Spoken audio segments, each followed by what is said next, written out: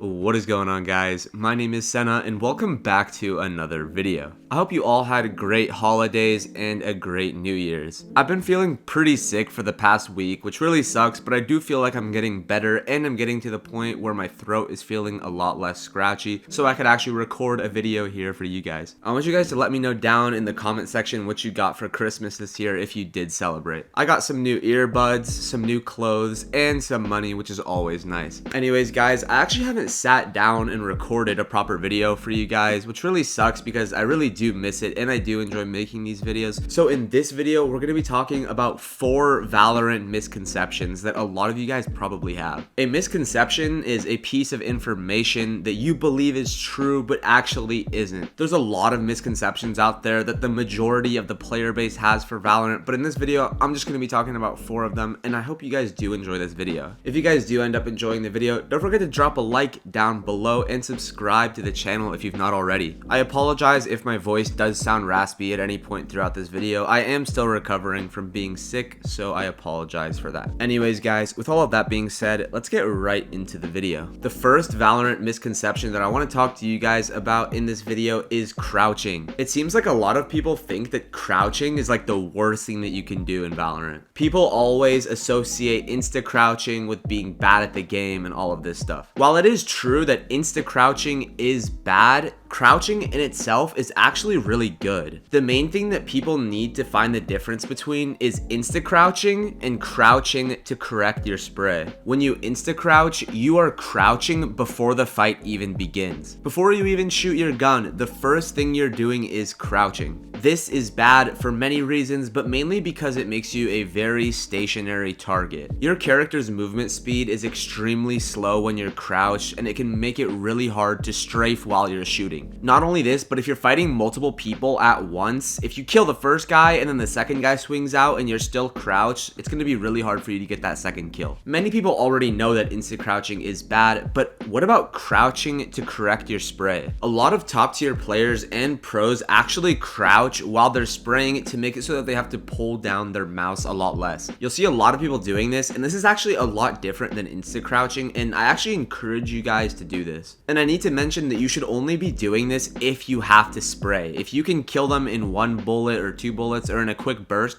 definitely that's always going to be the better option. But if you have to spray, crouching to control that spray is actually a really good way of dealing with it. The bullet RNG in Valorant is very random, so anything that can diminish this is a good help. This is also why I don't really like people unbinding crouch in order to stop insta crouching, because it lets you not use it for a lot of other things. The next misconception that I want to talk to you guys about is people who care way too much about kills. Now, don't get me wrong, kills are a really important metric in Valorant. However, some people take it way too far and way overvalue kills when it really doesn't matter that much. A great example of this that actually Tarek was talking about on a stream recently is people who try to IGL a team or give the team a strat to work off of, but they might be the bottom frag or they might not have as many kills as the other players, and everyone will just clown on them or not take them seriously because of their kills. This one guy was coming and he was like actively trying to win the game, like in terms of like having people work together, like setting up the round or like suggesting ideas, but he had like 1 or 2 kills, and then this other kid that had like maybe like 8 or 9 was just saying, get a kill, you're trash, you're trash, how about you shoot them, stop talking. So it's like, bro, this is so like one guy that's trying to, like, the guy that has 1 kill and is constantly calming and trying to win, I feel like is a way better teammate than someone who's just like tilted toxic with like 5 kills. Well, if he's like owning, then I guess we can't. Yeah, I mean, generally speaking, I'd rather have the guy that's coming. This is such a stupid mindset to have, and a lot of people get blinded by the scoreboard and can't even take the game seriously. This is why the term impact frags exists, because not all frags are impactful. Some are unimpactful, which is the reason why some people might have a lot of kills, they might have farmed a lot of ecos, etc, etc. Remember that just because someone is having a bad game kills-wise doesn't mean that they can't be useful in any other aspects of the game. Sova has a really good quote that goes, if you're not a good shot today, Don't worry, there are other ways that you can be useful. Work together with your teammates and don't bring your teammates down in ranked, even though it happens way too much and it's a problem that Valorant has with its toxicity, but you can only do so much about it as an individual. But yeah, just remember that the scoreboard is not the be all end all of the game and that your stats should not get to your head in winning the game. The third Valorant misconception that I want to talk to you guys about in this video is that you should never bait your teammates. I hear the phrase, my teammates are baiting me, my teammates are baiting me, being thrown around a lot. And yes, sometimes some teams, they're just too scared to go out and you will be baited a lot of the times and it will not be good. However, at a high level, a lot of players will bait each other strategically and for good reason. A common example of this is, let's say your teammate pops an ult that can be baited. You definitely should bait and take advantage of that. For example, a Phoenix ult, a KO ult.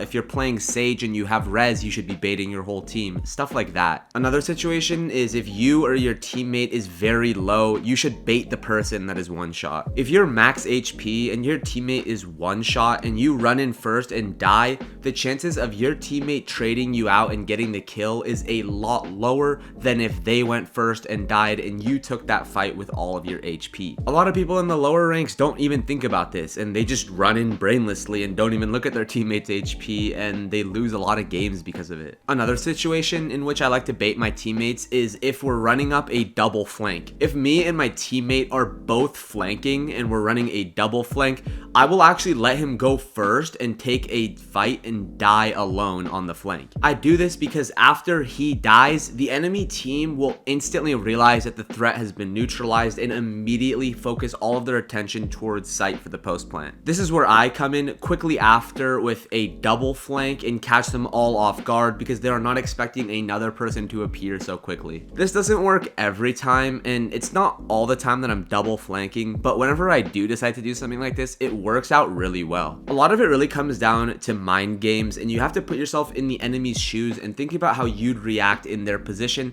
and how to put them in a situation that they wouldn't be able to react well in. Hopefully that made sense and you guys kind of understand what I'm talking about here. I will gladly bait myself and die for the sake of the team as long as we win the round and we win the game. And I feel like if a lot of people adopt this mentality as well, they will win a lot more given they apply it in the right situations. Moving on from this, guys, let's talk about the fourth and final misconception in Valorant. This misconception ties in exactly with what you're doing right now, watching Valorant guides on YouTube. This misconception is that you think that you will get immediately better by watching guides on YouTube. After watching this video, you will have gained a lot of information about Valorant, and by receiving this information, you immediately feel like, hey, I'm better at the game now. A lot of this is subconscious and you might not even realize that you're doing it. But when you actually load into a game a couple hours later, you're not going to remember any of this or even think about it and play the exact same way that you always do, expecting to play better and improve. What you guys need to start doing is listen to what I'm saying in these videos and actually retain and use the information in your games. This is a lot easier said than done, and it's definitely something that I struggled with a lot when I was first starting out, but you guys really have to retain this information and apply it. Some of you guys might be binging 3, 4, 5 Valorant guides in a row.